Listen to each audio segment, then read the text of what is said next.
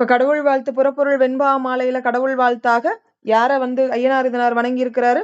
ஆணைமுகன் விநாயக பெருமானையும் சிவபெருமானையும், அடுத்ததாக யார? கலைமகளை. ஆணைமுகனை எவ்வாறு வணங்கி இருக்கிறாரு அப்படின்னு எடுத்துக்கிட்டா, ஆணைமுகனை நாம் மனதால் நினைத்தால் ஆணைமுகன் என்ன கொடுப்பார்? கலைமகள் வழி கவி பாடக்கூடிய தன்மையை நமக்கு தருவார். அது மட்டும் அல்லாமல் வரக்கூடிய இடையூறுகள் அத்தனையும் நம்மை விட்டு நீங்கும்படியாக செய்வார். இதை தாண்டி அவர் எப்பேற்பட்ட தன்மை கொண்டவர் அப்படின்னா, போர்க்களத்துல பகைவர்களை அஞ்சி ஓடச் செய்யக்கூடிய அளவுக்கு சீற்றம் மிகுந்த முகத்தை கொண்டவர். அதை தாண்டி பெருக்கெடுத்த வரக்கூடிய மதநீரை உடையவர் அப்படின்னு சொல்லியிருக்காங்க. அப்போ ஊறி பெருக்கெடுத்து வரக்கூடிய மதநீரை கொண்டவர் அப்படிங்கிறது ரொம்ப முக்கியம். புடையூரும் இந்த இடத்துல சேனை முகத்து ஆளிரிய சீரு முகத்து ஊரும் மதத்து அப்படின்னு கொடுத்திருப்பாங்க. அந்த பாயிண்ட் ரொம்ப முக்கியம். அடுத்தது சிவபெருமான் வணக்கம். சிவபெருமான் எப்பேற்பட்டவர் அப்படின்னா, எள்ளுக்குள்ளார எவ்வாறு எண்ணெய் எல்லா பக்கமும் நிறைஞ்சிருக்கோ அதே போல சிவபெருமான் அனைத்து இடங்களிலும் நிறைந்து இருக்கக்கூடியவர். அவர் எப்பேற்பட்ட தன்மை கொண்டவர்? அதாவது கரிய மிடற்றினை உடையவன். அதாவது நஞ்சினை உண்டதனால் கழுத்துல எப்பேற்பட்டது? கரிய நிறத்தினை கொண்டவராக காட்சியளிக்கிறார். என்னுடைய கண்கள் எப்பொழுதுமே அவனை பார்ப்பதற்காக, என்னுடைய காதுகள் அவனுடைய திருநாமத்தை கேட்கறதுக்காக, என்னுடைய வாய் அவனுடைய பாடலை பாடுறதுக்காக மட்டுமே, அவனுடைய பதம் சூழ்க அப்படின்னு சொல்லியிருக்காங்க. அவனுடைய சொற்களை பேசுறதுக்காக மட்டும்தான் என்னுடைய வாய் இருக்கு அப்படின்னு சொல்றாங்க. என்னுடைய கை குவிந்து மனதோடு ஒருங்கே கூடி நின்று இறைவனை நான் வணங்க வேண்டும் அப்படின்னு சொல்றாரு. நீல ரொம்ப முக்கியம் இந்த இடத்துல. கண் அவனை காண்க, இரு காதவனை கேட்க, வாய் பண்ணவனை பாட, பதம் சூழ்க. கடைசியா நீலமிடற்றானை என் கை ஒத்து நேர்கூப்புக அப்படின்னு கொடுத்திருப்பாங்க. அப்ப கலைமகள் வணக்கம். தவழ தாமரை தாதார் கோயில் அவளை போற்றுதும் அருந்தமிழ் குறித்தே அப்படின்னு கொடுத்திருக்காங்க. அடுத்ததான் நம்ம பார்க்கக்கூடியது சிறப்பு பாயிரம். சிறப்பு பாயிரம் எடுத்துக்கிட்டா எல்லா நூலுக்குமே பாயிரம் ரொம்ப முக்கியமான ஒரு பகுதி. பாயிரம் அப்படின்னா என்ன பொருள்? யாருக்காவது தெரியுமா? பாயிரம் என்றால் என்ன? பாயிரம் என்றால் வரலாறு அப்படின்னு சொல்லுவாங்க. இந்த பாயிரம் அப்படின்னா சில நேரங்கள்ல நூலினுடைய வரலாறு பின்னணி அப்படின்னு சொல்லலாம். நூலை அறிமுகப்படுத்தி அதனுடைய சிறப்புகளை வாசகர்களுக்கு தெரிவிக்கக்கூடிய வேலையை இந்த பாயிரம் நமக்கு செய்யுது. கட்டாயமாக அனைத்து நூல்களிலுமே என்ன கொடுத்திருப்பாங்க? இந்த பாயிரம் அப்படிங்கிறது கொடுத்திருப்பாங்க. கட்டாய உறுப்பு. எந்த ஒரு நூலையும் தொடங்கும் முன்பாக இந்த பாயிரம் சொல்லக்கூடியதுதான் இலக்கியம். பாயிரம் அல்லது பணுவல் அன்று அப்படின்னு சொல்லுவாங்க. பாயிரம் இல்லை அப்படின்னா அது நூலே இல்லை அப்படின்னு தான் பொருள். அப்ப இந்த பாயிரத்தினுடைய வகைகள் அப்படின்னா, பாயிரத்தை எத்தனை வகையா பிரிக்கலாம்? 2 வகையாக பிரிக்கலாம். ஒன்று பொது பாயிரம், மற்றொன்று சிறப்பு பாயிரம். பொது பாயிரம்னா என்ன? எல்லா நூல்களுக்கும் பொதுவான செய்திகளை சொல்லக்கூடியதற்கு பெயர் பொது பாயிரம் அப்படின்னு சொல்லுவாங்க. சிறப்பு பாயிரம் அப்படின்னா ஒரு குறிப்பிட்ட நூலுக்கு மட்டுமே உரிய சிறப்புகளை சொல்லக்கூடியது சிறப்பு பாயிரம் அப்படின்னு சொல்லுவாங்க. தொல்காப்பியத்திற்கான பனம்பாரனார் பாயிரத்தை நம்ம என்னன்னு சொல்லுவோம் அப்படின்னா சிறப்பு பாயிரத்திற்கு உதாரணமா சொல்லலாம். அதே மாதிரி இந்த அதாவது ஐயனார் இதனார் எழுதியிருக்கக்கூடிய இந்த புறப்பொருள் வெண்பா மாலைக்குமே உள்ள பாயிரம் எந்த பாயிரம் தான்? சிறப்பு பாயிரம் அப்படின்னு தான் சொல்லலாம். இந்த பொது பாயிரத்திற்கும் சிறப்பு பாயிரத்திற்கும் என்ன வித்தியாசம்? பொது பாயிரத்துல என்னென்ன தகவல்கள் இருக்கும்? யாராவது சொல்ல முடியுமா? ஆக்கியோன், பெயர், வழி, எல்லை, நூற்பெயர், யாப்பு, நுதழிய பொருள், கேட்போர், பயனோடு ஆய என் பொருளும் வாய்ப்ப காட்டல் பாயிரத்து இயல்பே அப்படின்னு கொடுத்திருப்பாங்க. இது பொது பாயிரமா சிறப்பு பாயிரமா? சிறப்பு பாயிரம். Very good. ஆக்கியோன் பெயரே, வழியே எல்லை, நூற்பெயர் யாப்பே, நுதழிய பொருளே, கேட்போர் பயனோடு ஆய என் பொருளும் வாய்ப்ப காட்டல் பாயிரத்து இயல்பே. இது சிறப்பு பாயிரம். இதை தாண்டி காலம் கலனே காரணம் என்று இம்மூன்று வகையும் ஏற்றி மொழினரும் உளரே அப்படின்னு ஒரு நூற்பா கொடுத்திருப்பாங்க. அப்ப காலம், களன், காரணம் இந்த 3 வகையும் ஏற்றி சொல்லலாம். மொத்தம் சிறப்பு பாயிரத்துல எத்தனை வகையான தகவல்கள் இருக்கும்? 11 வகையான தகவல்கள் இருக்கும். எத்தனை தகவல்கள் இருக்கும்? 11 வகையான தகவல்கள் இருக்கும். சரிங்களா? சரி. அப்ப பொது பாயிரத்துல 8+3. Very good. பொதுப்பாயிரம் 55 மேம். பொதுப்பாயிரம் மேம், பொதுப்பாயிரத்தை பொறுத்தவரைக்கும் ஜெனரலா நீங்க பாயிரத்துல சொல்லிருக்கீங்க. பொதுப்பாயிரத்துல எத்தனை வகையான தகவல்கள் இருக்கும்? அது ஓகே, நீங்க சொல்றது வெரி குட். 55 தகவல்கள் இருக்குங்கிறது நன்னூல் வகை. ஆக்கியோன் பெயரே, வழியே எல்லைங்கிறது சிறப்பு பாயிரம்னு நம்ம சொல்றோம் இல்லையா? அதே மாதிரி பொது பாயிரத்திற்கும் தகவல்கள். இதுல 11 இருக்கு. அதுல நூலே, நுவல்வோன், நுவழும் திறனே, கொள்வோன், கோடல் கூற்றாம், ஐந்தும் எல்லா நூற்கும் இவை பொது பாயிரம் அப்படின்னு சொல்லுவாங்க. பொதுவாவே பாயிரம் அப்படின்னு எடுத்துக்கிட்டா பாயிரத்திற்கு பல்வேறு வகையான பெயர்கள் இருக்கு. என்னென்ன? முகவுரை, பதிகம், அணிந்துரை, நூன்முகம், புறவுரை, தந்துரை, புனைந்துரை, பாயிரம் அப்படின்னு சொல்லிட்டு இது எல்லாமே உங்களுக்கு பள்ளி பாட புத்தகத்திலே இடம்பெற்று இருக்கிறது. பள்ளி பாட புத்தகத்தை படிச்சாலே இது நமக்கு தெளிவா தெரிஞ்சிடும். இதை தாண்டி இதை பத்தின விரிவான விளக்கங்கள் நம்ம நன்னூல்ல நம்ம படிக்கலாம். எழுத்ததிகாரத்துல அந்த பாயிரம் எத்தனை வகைப்படும்? பொது பாயிரம், சிறப்பு பாயிரம் அப்படின்னு எத்தனை வகைப்படும்? இருபாற்றின்னு 2 வகைப்படும்.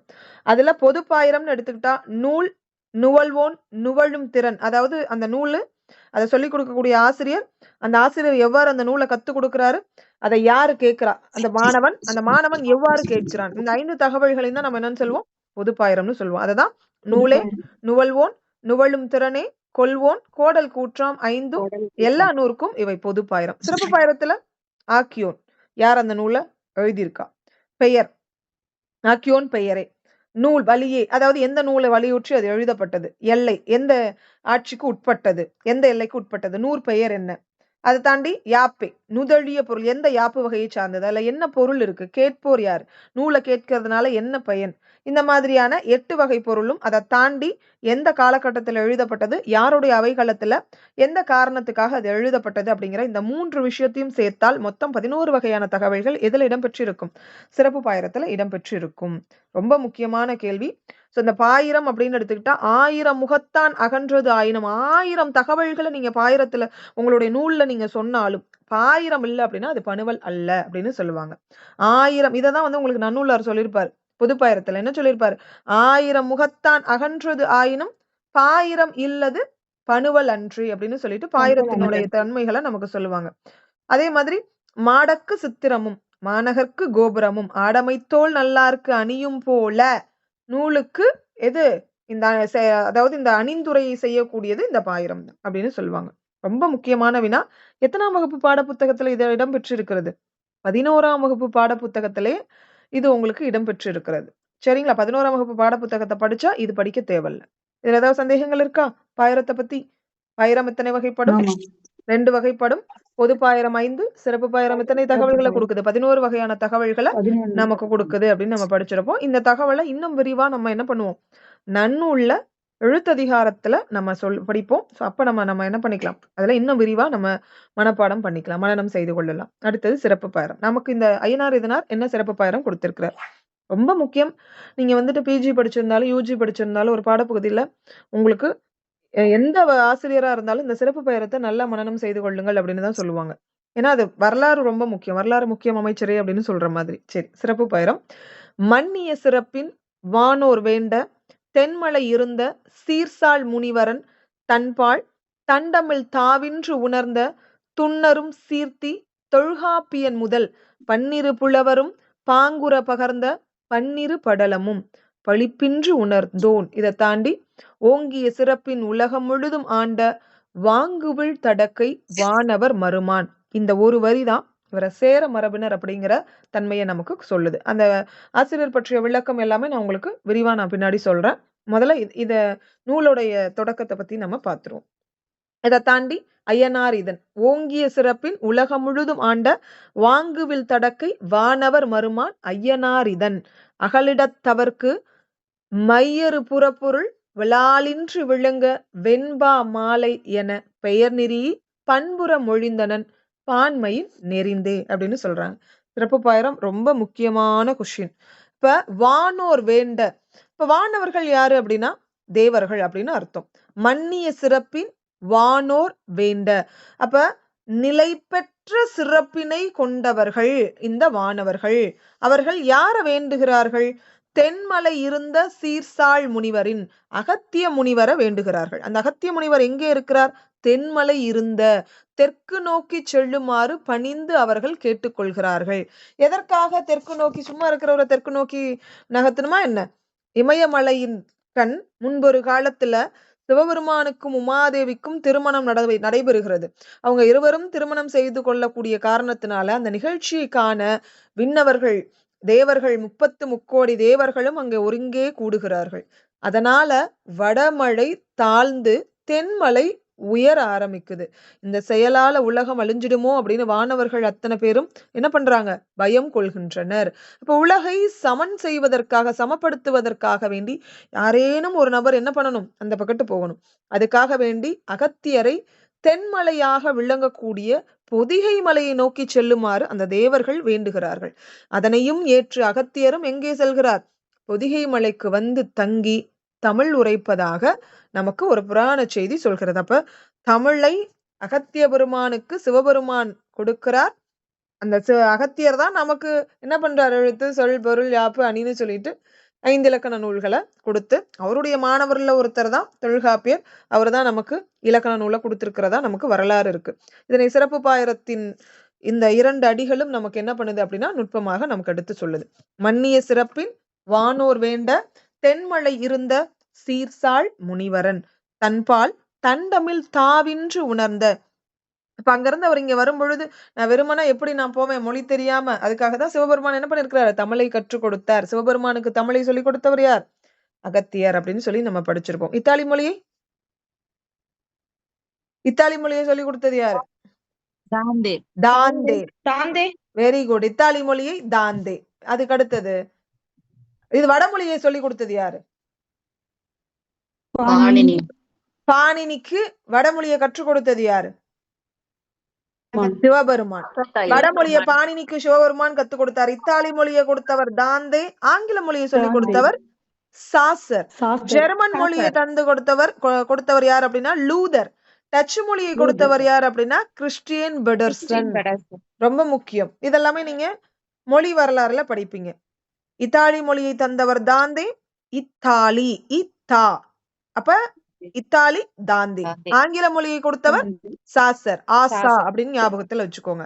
ஜெர்மன் மொழியை கொடுத்தவர் லூதர், ஜே லூஸ் அப்படி கூட ஞாபகத்துல வச்சுக்கோங்க. டச்சு மொழியை தந்தவர் கிறிஸ்டியன் பெடர்சன்.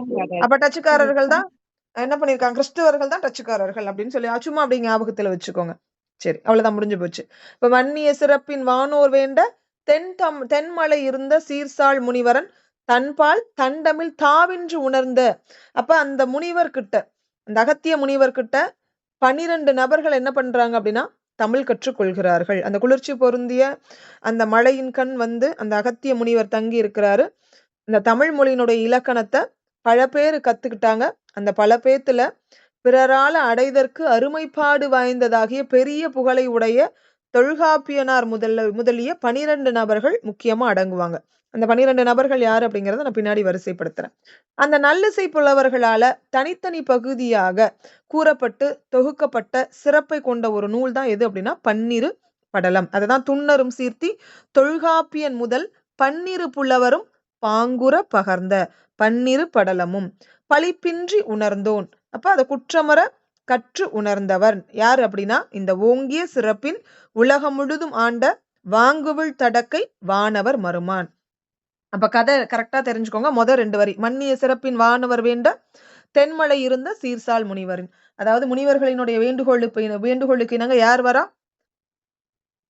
தேவர்களினுடைய வேண்டுகோளுக்கு இணங்க யார் வரா? தென்மலைக்கு அகத்திய முனிவர் தென்மலைக்கு இடம்பெயர்கிறார். எதுக்காக வராரு? சிவபெருமான் உமாவதியினுடைய திருமணத்தின் பொருட்டு வடமலை அதாவது தாழுது, தென்மலை உயருது, அதை சமன் செய்வதற்காக வரார். அப்படி வரவர்கிட்ட யார் யார் தமிழ் கத்துக்கிறா? பல பேர் தமிழ் கத்துக்கிறாங்க. அதுல சிறப்பா தமிழ் கத்துக்கிட்டவங்க யாரு? தொல்காப்பியன் முதல் 12 நபர்கள். துன்னரும் சீர்த்தி தொல்காப்பியன் முதல் 12 புலவரும் பாங்குற பகர்ந்த பன்னிரு படலம். அந்த 12 பேரும் நூல் எழுதுறாங்க. அந்த எழுதப்பட்ட நூலுக்கு பேர் தான் என்னது? பன்னிரு படலம். அவங்க தனித்தனியா சொல்லப்பட்ட நூலை தொகுத்து சிறப்பு கொண்டதாக விளங்கக்கூடிய ஒரு நூல் தான் பன்னிரு படலம். அப்படிங்கிற நூல் தான் புறப்பொருள் இலக்கணத்தை சொல்லக்கூடிய நூல். அந்த நூல் முழுவதையும் குற்றமின்றி கற்றவன் அப்படிங்கிற பொருள்ல தான் பன்னிரு படலமும் பழிப்பின்றி உணர்ந்தோன் அப்படின்னு நமக்கு சொல்லியிருக்காங்க. ஓங்கிய சிறப்பின் உலகம் முழுதும் ஆண்ட வாங்குவில் தடக்கை வானவர் மருமான்.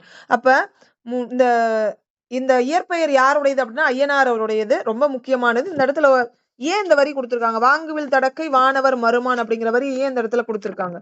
வாங்குவில் தடக்கைன்னா என்ன பொருள்? யாருக்காவது சொல்ல முடியுமா? ஐயனார் இதனார் பத்தி படிச்சிருக்கோமா? இன்னும் படிக்கல மேம். ஐயனார் மேம் இதனார் பத்தி. சேர மன்னர்கள்னா சேர வில் சின்னம். Very good. சேர மரபினர் அப்படின்னு வானவர் மருமான், வாங்குவில் தடக்கை வானவர் மருமான் அப்படின்னா சேரர்களினுடைய உலகம் முழுவதையும் தன் வசப்படுத்தி ஆண்டவன் யார் அப்படின்னா வந்துட்டு சேரன். சோ அவர்களின் சின்னமாக விளங்கக்கூடிய அந்த வில் சின்னத்தை குறிக்கக்கூடிய காரணத்தினால இவர் எந்த மரபை சார்ந்தவராக இருக்கலாம்? சேர மரபை சார்ந்தவராக இருக்கலாம் அப்படின்னு சொல்லியிருக்காங்க. அதாவது அததான் உலகத்தை ஒருங்கே ஆட்சி செய்தவரும் வளைந்த வில்லை ஏந்திய பெரிய கையினை உடையவருமாக விளங்கக்கூடியவர்கள் சேரர்கள். அந்த மரபில் தோன்றியவர் அப்படிங்கிற பொருள்ல கொடுத்திருக்காங்க. ஓங்கிய சிறப்பின் உலகம் முழுதும் ஆண்ட வாங்குவில் தடக்கை வானவர் மருமான். இதெல்லாம் வேற மேம் இப்படி எல்லாமா கேட்பாங்க. ஓங்கிய சிறப்பின் உலகம் முழுதும் ஆண்ட வாங்குவில் தடக்கை வானவர் மருமான் என்று அழைக்கப்படக்கூடியவர் யார் அப்படின்னு என்ன பண்ணலாம்? நேரடியான வினாவாவே கேட்கலாம். ஐயனார் இதன் அவன் யாருன்னு அவங்களே கொடுத்திருக்காங்க. அகலிடத்தவர்க்கு மையறு புறப்பொருள் வளாலின்றி விளங்க வெண்பா மாலை என பெயர் நெறி பண்புற மொழிந்தனன் பான்மையின் நெறிந்தே. அப்ப வடவேங்கடத்தையும் தென்குமரியையும் எல்லையாக கொண்டு பறந்து விரிந்த இந்த தமிழ்நாடு இருக்கு. அந்த நிலத்துல இருக்கக்கூடிய அந்த மக்கள் அத்தனை பேத்துக்கும் புறப்பொருள் இலக்கணத்தை நல்லா தெளிவா சொல்லி கொடுக்கணும் அப்படிங்கிறதுக்காக ஒரு நூல் எழுதுறான். யார்? ஒரு ஐயனார் இதனார். அது என்ன யாப்புல எழுதியிருக்கிறார் அப்படின்னா வெண்பா அப்படிங்கிற ஒரு யாப்பு வகையால எழுதியிருக்கிறார். அதான் மையறு புறப்பொருள் வளாலின்றி விளங்க, இந்த உலகத்துல உள்ள மக்கள் அத்தனை பேத்துக்கும் அந்த புறப்பொருள் அப்படிங்கிற அந்த தன்மை விளங்குவதற்காக வேண்டி வெண்பா மாலை என பெயர் நெறி பண்புற மொழிந்தனன். அந்த நூலுக்கு என்ன பெயர் வச்சிருக்கிறாரு? அந்த வெண்பாவால இயற்றப்பட்ட காரணத்தினாலதான், வெண்பாங்கிற யாப்பு வகையால எழுதப்பட்டதுனாலதான் அந்த நூலுக்கு புறப்பொருள் வெண்பா மாலை அப்படிங்கிற ஒரு பெயரும் சூட்டியிருக்கிறார். அப்ப புறப்பொருள் நீ சொல்ல வேண்டிய முறையோடும் நூலிற்குரிய பண்புகள் பொருந்தவும் தெளிவுடையதாக ஆசிரியரால சொல்லப்பட்ட காரணத்தினாலதான் இதுக்கு பேர் என்ன பெயர்? புறப்பொருள் வெண்பா மாலை. அததான் பண்புற மொழிந்தனன் பான்மையின் நெறிந்தே அப்படின்னு கொடுத்திருக்காங்க. அப்ப மன்னிய சிறப்பின் வானோர் வேண்ட தென்மழை இருந்த சீர்சாள் முனிவரன் தன்பால் தண்டமில் தாவின்று உணர்ந்த துன்னரும் சீர்த்தி தொல்காப்பியன் முதல் பன்னிரு புலவரும் பாங்குறப் பகர்ந்த பன்னிரு படலமும் பழிப்பின்று உணர்ந்தோன் ஓங்கிய சிறப்பின் உலகம் முழுதும் ஆண்ட வாங்குவில் தடக்கை வானவர் மருமான் ஐயனாரிதன் அகலிடத்தவர்க்கு மையறு புறப்பொருள் வளாலின்றி விளங்க வெண்பா மாலை என பெயர் நெறி பண்புற மொழிந்தனன் பான்மையின் நெறித்தே. அப்ப தொல்காப்பியர்கிட்ட, அதாவது அகத்தியர்கிட்ட பாடம் கத்துக்கிட்டவங்க தொல்காப்பியன் முதல் 12 நபர்கள் அவங்க சிறப்புற அமைத்த நூல் தான் வந்துட்டு பன்னிரு படலம். அது எதை கொடுக்கக்கூடியது? புறப்பொருள் இலக்கணத்தை கற்றுக் கொடுக்கக்கூடிய நூல். அந்த நூலை அதாவது சிறப்பு மிகுந்த சேரர் குடியில் பிறந்த இந்த ஐயனார் இதனார் குற்றமுறை கத்துக்கிட்டது மட்டும் இல்லாம அந்த புறப்பொருள் இலக்கணத்தை உலகம் முழுவதும் இருக்கக்கூடிய மக்களும் அறிந்து கொள்ள வேண்டும், அதாவது தமிழகத்தை சேர்ந்த மக்கள் அறிந்து கொள்ள வேண்டும் அப்படிங்கிற அதாவது கொள்கையோடு அவர் என்ன பண்ணிருக்கிறார்? வெண்பா அப்படிங்கிற ஒரு யாப்பு வகையால என்ன பண்ணிருக்கிறாரு? அந்த நூலை எழுதியிருக்கிறார். புறப்பொருளை வெண்பா அப்படிங்கிற யாப்பு வகையால கொடுத்ததுனாலதான் அதுக்கு பேர் என்ன பெயர்? புறப்பொருள் வெண்பா மாலை. அப்ப புறப்பொருளினை சொல்ல வேண்டிய முறையோடும் அதனுடைய பண்புகள் பொருந்தவும் ஆராய்ந்தறிந்த தெளிவுடையதாகவும் இந்த ஆசிரியர் இதை எடுத்து சொல்லியிருக்கிறாரு. அதுதான் இந்த நூலுக்கு உண்டான சிறப்பு அப்படின்னு சொல்லுவாங்க. இப்ப இந்த ஆசிரியர் யாரு? ஐயனார் இதனார். இந்த ஐயனார் இதனார் பத்தின குறிப்புகளை முதல்ல நம்ம பார்த்துருவோம். அதுக்கப்புறம் பகுதிக்குள்ளார நம்ம போயிருவோம். புறப்பொருள் வெண்பா மாலையினுடைய ஆசிரியர் யார் அப்படின்னா ஐயனார் இதனார் அப்படிங்கிற பெயரை கொண்டவர். வாங்குவில் தடக்கை வானவர் மருமான் அப்படிங்கன்னு இவரை சிறப்பு பாயிரம் சொல்லியிருக்கு. ஏன் இவரை சிறப்பு பாயிரம் இப்படி சொல்லியிருக்கு? சேர மரபை சார்ந்தவர் அப்படிங்கிற ஒரு தன்மையால இந்த வரியை அவங்களுக்கு கொடுத்திருக்காங்க. இந்த நூல்ல நமக்கு கடவுள் வாழ்த்தாக யார் யார் பெயர் குறிப்பிடப்பட்டிருக்கிறது? விநாயக பெருமான், சிவபெருமான். இந்த 2 கடவுள் வாழ்த்து. இதுல இருந்து இவர் எந்த சமயத்தை சார்ந்தவர்? சைவ சமயத்தின் மீது மிகுந்த ஈடுபாடு கொண்டவர் அப்படின்னு தெரியல. அந்தந்த இடத்துல பாத்தீங்கன்னா திருமால், முருகபெருமான் இந்த மாதிரி அத்தனை பேர்த்தையும் போற்றி பாடியிருக்கிறார். இவங்க எல்லாத்துக்கும் தனித்தனியான சமயங்கள் இருக்கு. அதனால இவரு சமயப்புரை உடையவர் அப்படிங்கிற ஒரு பொருளும் நமக்கு இருக்கு. எந்த சமயத்தையும் பெருசா ஏத்திக்கிறது பெரிதாக பேசக்கூடிய நபர் இல்ல, அனைத்து சமயத்தையும் ஏற்றுக்கொள்ளக்கூடியவர் அப்படின்னு சொல்லலாம். இவர் பரந்துபட்ட அறிவினை கொண்ட நபர் அப்படிங்கிற காரணத்தினாலதான் இவர் வெண்பா ஏற்றுவதில் கை தேர்ந்தவர் அப்படின்னு சொல்லுவாங்க. இது ரெண்டுமே அவர் எழுதியிருக்க நூல் வழி நமக்கு தெரியுது. இவருடைய வெண்பாக்கள் பலவற்றை இளம்பூரணர் அப்படிங்கிற உரையாசிரியர் என்ன பண்ணிருக்கிறாரு? தன்னுடைய உரையில மேற்கோள் காட்டியிருக்கிறாரு. ரொம்ப முக்கியமான வினா, இளம்பூரணர் தன்னுடைய உரையில மேற்கோள் காட்டிய நூல் யாது அப்படின்னு கேள்வி கேட்கலாம். புறப்பொருள் வெண்பா மாலையினுடைய கருத்துக்களை மேற்கோள் காட்டியிருக்கிறார். அல்லது புறப்பொருள் வெண்பா மாலையினுடைய கருத்துக்களை மேற்கோள் காட்டிய உரையாசிரியர் யாருன்னு கேள்வி கேட்கலாம். அப்ப 11ஆம் நூற்றாண்டை ஒட்டி வாழ்ந்த இந்த இளம்பூரணருக்கு காலத்தால் முற்பட்டவர் இவர் அப்படின்னு நமக்கு தெரியுது. ஐயனார் இதனாரின் காலம் எத்தனாம் நூற்றாண்டு? கிபி 8ஆம் நூற்றாண்டு. ரொம்ப முக்கியமான கொஸ்டின். புறப்பொருள் வெண்பா மாலையின் ஆசிரியர் ஐயனார் இதனார். வாங்குவில் தடக்கை வானவர் மருமான் அப்படின்னு சிறப்பு பாயிரத்துல இவரை பத்தி சொல்லியிருக்காங்க. அதனால இவர் சேர மரபை சார்ந்தவர். இவர் விநாயகர் மற்றும் சிவபெருமான வாழ்த்தி பாடுறதுனால சைவ சமயம் சார்ந்தவர். திருமாலையும் முருகபெருமானையும் போற்றி புகழ்ந்திருக்கிறதுனால சமயப்புரி இல்லாதவர். பரந்துபட்ட அறிவினை கொண்டவர் அப்படிங்கிறது இவர் எழுதின நூல் வழி நம்ம தெரிஞ்சுக்கலாம். இந்த வெண்பாக்களை வந்துட்டு மேற்கோள் காட்டிய உரையாசிரியர் யார் அப்படின்னா இளம்பூரணர். 11ஆம் நூற்றாண்டை ஒட்டி வாழ்ந்தவர் இளம்பூரணர். அதனால அவருக்கு முற்பட்ட காலம் அப்படிங்கிறதுனால இவருடைய காலம் எத்தனாம் நூற்றாண்டு? 8ஆம் நூற்றாண்டாக இருக்கலாம் அப்படின்னு சொல்லலாம். சரி, இப்ப நூல் ஆசிரியர் பத்தின குறிப்புகள் நல்லாவே தெரிஞ்சிருச்சு. அப்ப புறப்பொருள்ங்கிறோம். இந்த நூலினுடைய அமைப்பு எவ்வாறு இருக்கிறது அடுத்தது நம்ம பார்ப்போம். அப்ப புறப்பொருள் இலக்கணத்தை சொல்லக்கூடிய இந்த நூல் பொறுத்த வரைக்கும் பாத்தீங்கன்னா வெண்பாக்களால் பாடப்பட்டது. எந்த பாவகையால், எந்த யாப்பு வகையால் எழுதப்பட்டது அப்படின்னா வெண்பா அப்படிங்கிற ஒரு யாப்பு வகையால பாடப்பட்டது அப்படின்னு சொல்லலாம்.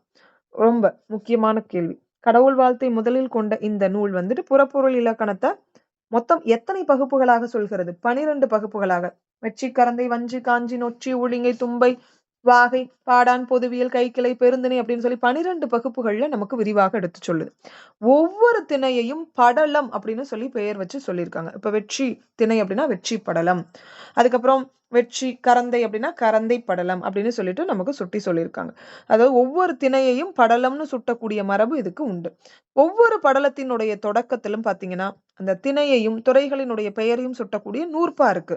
அது என்னங்கிறத நான் உங்களுக்கு காட்டுறேன். சோ அந்த நூற்பா எப்படி இருக்கும் அப்படின்னா இதுல பாருங்க, நான் உங்களுக்கு காட்டுறேன். இதுல தெரிஞ்சுக்கிறவங்க தெரிஞ்சுக்கோங்க, தெரியாதவங்க புதுசா பாக்குறவங்க தெரிஞ்சுக்கோங்க. இதுதான். அப்ப இந்த ஒவ்வொரு இப்ப வெற்றி படலம் அப்படின்னு எடுத்துக்கிட்டா வெற்றி திணையை குறிக்கிறதுக்கு இது முழுவதும் இதனுடைய விளக்கம் தான் முழுவதுமாக நம்ம பார்க்க போறோம். இப்ப தொடக்கத்துல திணை, அந்த திணையை குறிக்கக்கூடிய துறைகள், இது ரெண்டுமே இந்த இடத்துல நமக்கு கொடுத்திருக்கிறாங்க.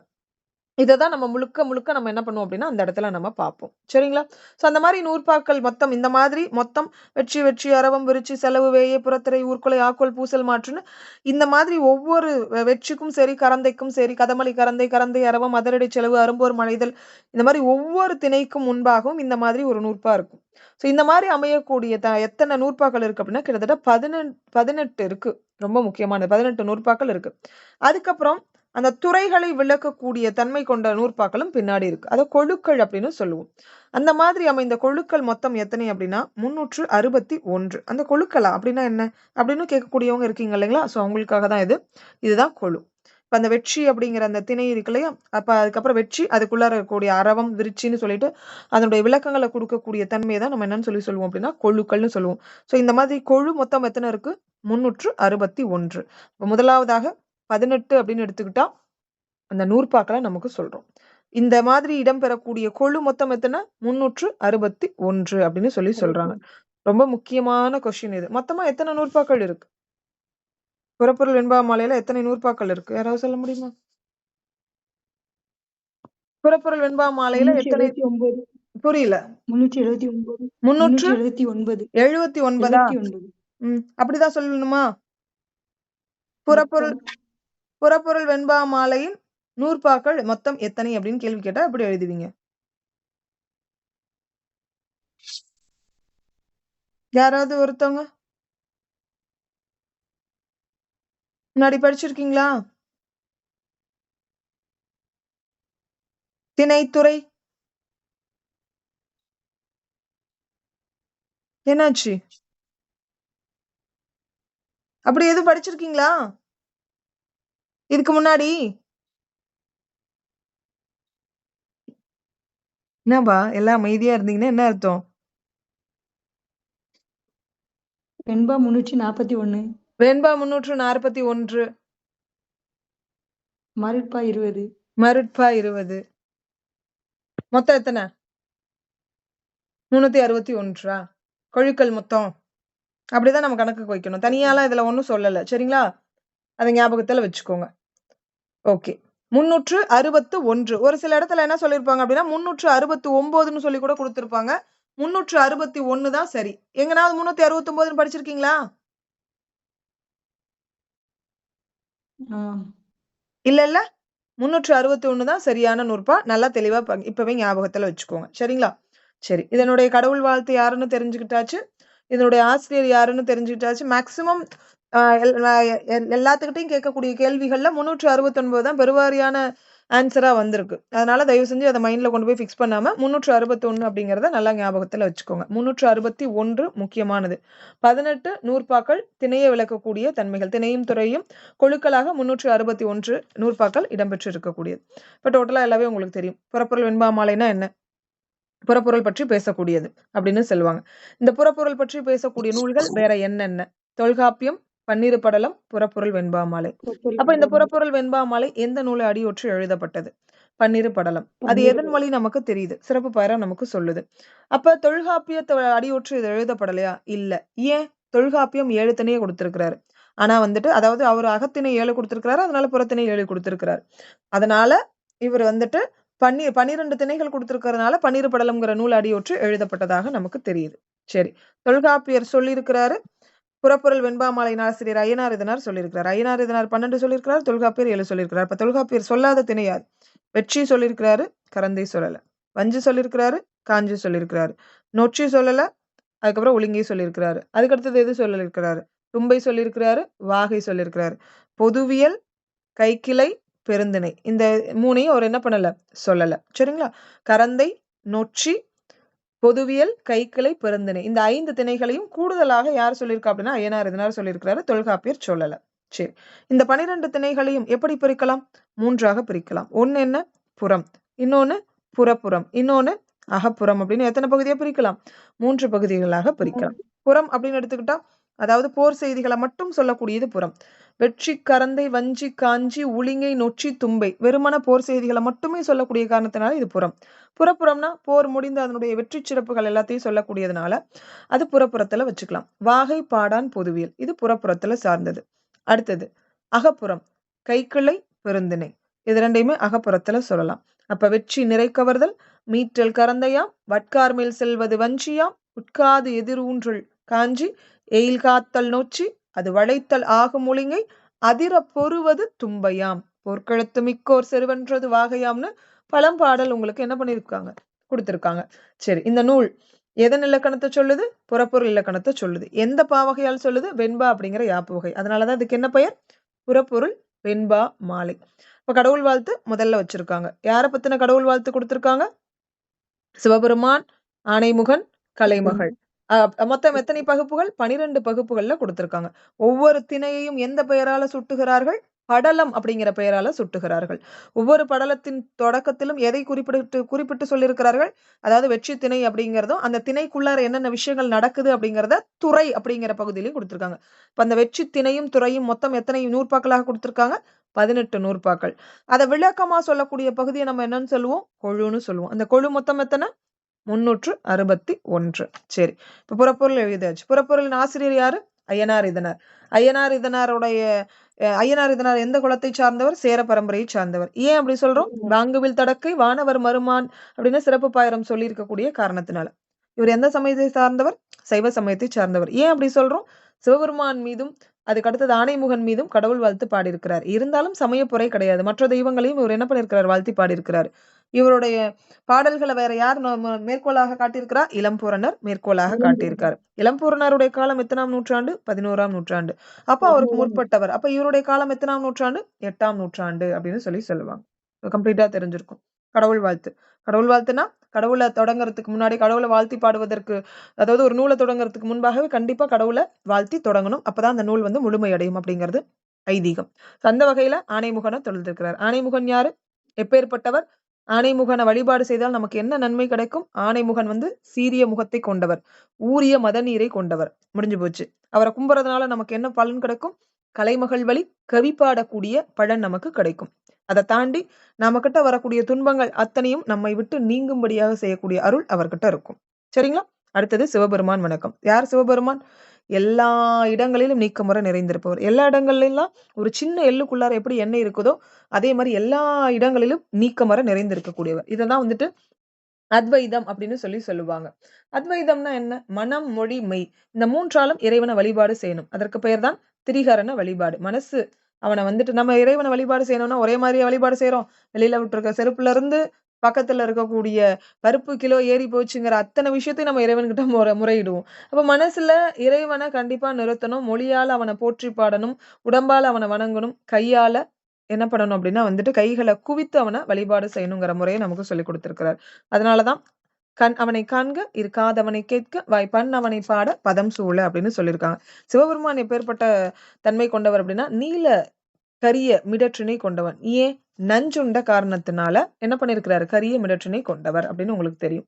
அடுத்தது ஏன் நஞ்சு உண்டாருங்கிற செய்தி எல்லாம் புராண செய்தி உங்களுக்கு நல்லாவே தெரியும். கலைமகள் வணக்கம். தவழ தாமரை தாதார் கோவில், அதாவது வெண்மை நிறம் வாய்ந்த அந்த தாமரையை தன்னுடைய கோவிலாக விரும்பி வீற்றிருக்கக்கூடிய தெய்வம் யார் அப்படின்னா கலைமகள். அவளை நம்ம வாழ்த்தி வணங்கணும் அப்படின்னா இந்த நூல் வந்துட்டு இனிதே நிறைவேறும். அப்ப இந்த நூல் இனிதே நிறைவேறும் பொருட்டு நான் அவளை என்ன பண்றேன் அப்படின்னா வாழ்த்தி வணங்குறேன். முடிஞ்சு போச்சு. அடுத்தது சிறப்பு பாயிரம். தேவர்கள் 30 முக்கோடி தேவர்களும் எங்கே வருகிறார்கள்? அதாவது சிவபெருமான் பார்வதியினுடைய திருமணத்தை பார்க்கறதுக்கு வராங்க. அப்படி பார்க்க வரக்கூடிய தருவாயில வடபுலம் தாழுது, தென்புலம் என்ன பண்ணுது? உயருது. அப்ப தென்புலத்தை வந்துட்டு சரி சமன் செய்யக்கூடிய பொருட்டு என்ன பண்றாங்க அப்படின்னா தேவர்களின் வேண்டுகோளுக்கு இணங்க யாரு? அகத்திய முனிவன் என்ன பண்றாரு அப்படின்னா தென்புலத்தை நோக்கி வருகிறார். அதுவும் எந்த இடத்துக்கு வருகிறார் அப்படின்னு எடுத்துக்கிட்டா பொதிகை மலை நோக்கி வருகிறார். அங்கே தங்கி பல பேத்துக்கு தமிழ் கத்துக் கொடுக்கிறார். அந்த பல பேத்துல தமிழ் கத்துக் கொடுத்ததுல பெரியவர் யார் அப்படின்னா மொத்தம் 12 நபர்கள். யார் முதல்? தொல்காப்பியர் உட்பட 12 நபர்கள் சிறப்பாக நூலை கத்துக்கிறாங்க. அவங்க எழுதின நூல் தான் எது? பன்னிரு படலம் அப்படிங்கிற ஒரு நூல். அப்படி பன்னிரு படலம் அப்படிங்கிற நூலை வந்துட்டு எழுதி முடிச்ச அந்த நூலை குறைவர கற்று உணர்ந்தவர் யார் அப்படின்னா இந்த ஐயனார் இதனார். இந்த ஐயனார் இதனாரும் சாதாரண ஆள் கிடையாது. எப்பேற்பட்டவர்? எப்பேற்பட்டவர்? வாங்குவில் தடக்கை வானவர் மருமான். சேர பரம்பரையை சார்ந்தவர். அதாவது உலகத்தை ஒருங்கே ஆட்சி செய்யக்கூடிய நபர், வளைந்த வில்லை ஏந்திய பெரிய கையினை உடையவர், அதாவது சேரர். அந்த மன்னரினுடைய மரபில் தோன்றியவர். அவர் என்ன பண்ணிருக்கிறார் அப்படின்னா குற்றமுறை இதை வந்துட்டு கற்று உணர்ந்திருக்கிறார். அவர் பேர் தான் ஐயனார் இதனார். கற்றுணர்ந்தது மட்டும் இல்லாம அது உலகத்தில் உள்ள அத்தனை நபர்களுக்கும் தெளிவாக விளங்க வேண்டும் அப்படின்னு விருப்பப்பட்டார். அதனால அவர் என்ன பண்றாரு அப்படின்னா இந்த வெண்பா மாலை அப்படிங்கிற ஒரு பெயர் சூட்டி, வெண்பாங்கிற யாப்பு வகையால் எழுதினதுனால வெண்பா மாலை அப்படிங்கிற ஒரு பெயரை சூட்டி அந்த நூலையும் என்ன பண்ணிருக்கிறாரு? எழுதியிருக்கிறாரு. ரொம்ப முக்கியமானது. ஆக்கியோன் பெயர் ஐயனார் இதனார். நூல் எந்த நூலின் வழி வந்திருக்கிறது? பன்னிரு படலம். எல்லை வடவேங்கடம், தென்குமரி, ஆயிடை. ரொம்ப முக்கியம். இந்த 2 இடைக்கு உட்பட்டது. அடுத்தது நூற்பெயர் வெண்பா மாலை. அவரே பெயர் வச்சிருக்கிறார். யாப்பு தொகை விரி, அதாவது தொகுத்தும் விரித்தும் சில விஷயங்களை நமக்கு சொல்லி கொடுத்திருக்கிறார். இதனுடைய பொருள் நுதலிய பொருள் புறப்பொருளை நமக்கு சொல்லி கொடுக்கிறார். இதை கேட்கிறவங்க யாரு? கற்று வல்லவர்கள் இதை கேட்கலாம். அதை தாண்டி இந்த நூலை படிக்கிறதுனால நமக்கு என்ன பயன்? விளங்க உணர்த்துதல் அப்படின்னு சொல்றாங்க. அதை தாண்டி இவருடைய காலம் ஐயனார் இதனார் காலம். களம் ஐயனார் இதனாரினுடைய அவைக்களம். காரணம் அதாவது குற்றமற்ற புறப்பொருள் இலக்கணத்தை எடுத்து சொல்லக்கூடியதுக்காக இந்த நூலை என்ன பண்ணிருக்காங்க? எழுதியிருக்காங்க அப்படின்னு அர்த்தம். அப்ப மொத்தம் 11 வகையான தகவல்கள் இந்த சிறப்பு பாயிரத்துல கொடுப்பாங்கன்னு நான் ஏற்கனவே சொல்லியிருக்கேன். ஆக்கியோன் பெயர், வழி, எல்லை, நூற்பெயர், யாப்பு, நுதலிய பொருள், கேட்போர் பயன், காலம், களன், காரணம்னு அந்த 11 தகவல்களையும் நீங்க விரிவா என்ன பண்ணியாச்சு? பார்த்தாச்சு. இதுல ஏதாவது சந்தேகங்கள் இருக்கா யாருக்காவது?